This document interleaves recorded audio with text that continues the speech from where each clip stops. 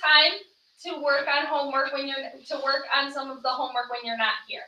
I take the time to put together the lessons for you, and I make sure that every lesson has a reason, including the homework assignments. Okay?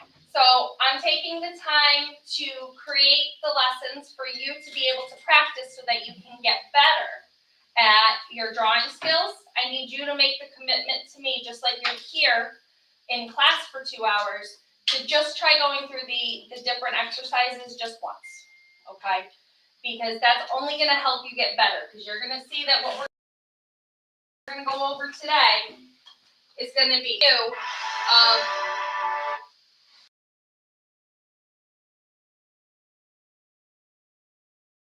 of what your homework assignments were. Let me skip through. This was last week.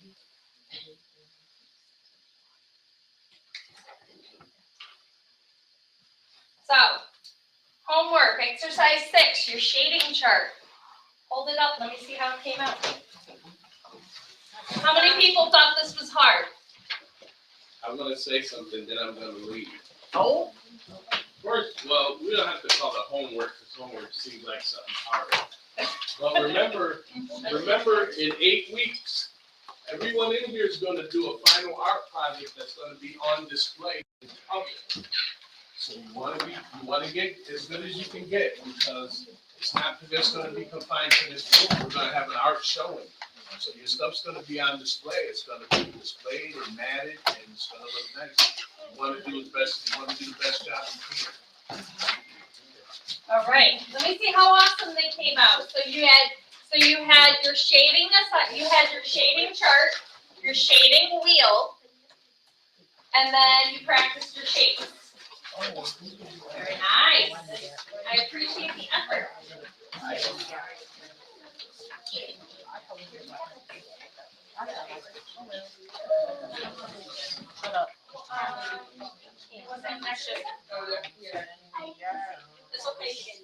Next one. I put her face to her Facebook post. That's okay. It just gives you extra time to work on it. All right. If you didn't get a chance to do it last week before you came in, then please try and work on it this week, okay?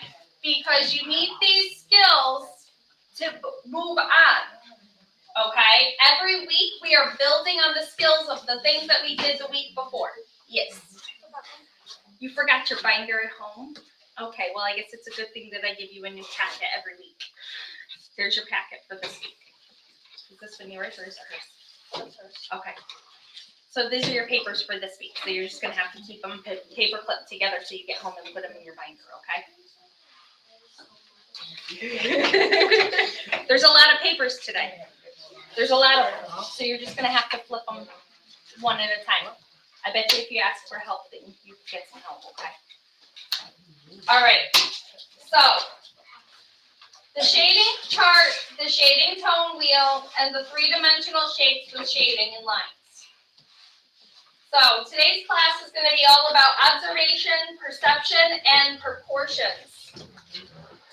And the first thing that I'm going to review is the value scale. This was your shading chart where you practiced with the different pencils. How many people did it with more than one type of pencil? How many people tried it with more than 2 types of pencils? How about with 3 different types of pencils? How many people used one for each line? A different pencil for each line? Awesome. So, here's an example of the value scale. Okay? So, this is your white, and it goes all the way up through your black. Okay? So, your middle gray is right here. Look how neat it looks. This is middle gray. Okay? It is the middle of the value scale. Okay? Look how dark it looks against the white. Look, and as it gets lighter, so that by the time it ends up on the black, it looks like it's so light. But it never changes. This square never changes. Thank you. It doesn't change. Another value scale is right here.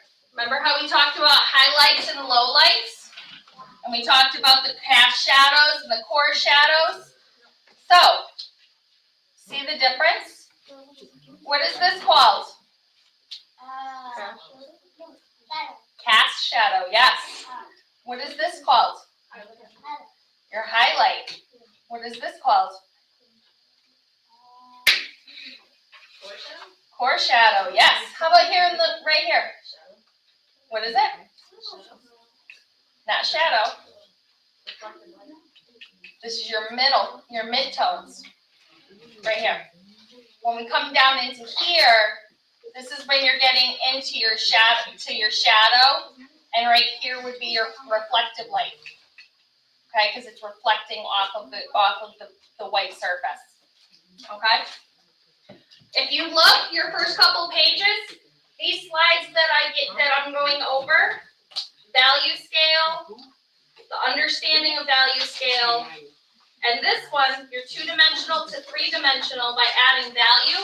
Those are in your handbooks. Okay? So, one of your assignments was to try and make 3-dimensional shapes with shading, correct? How many people found it challenging?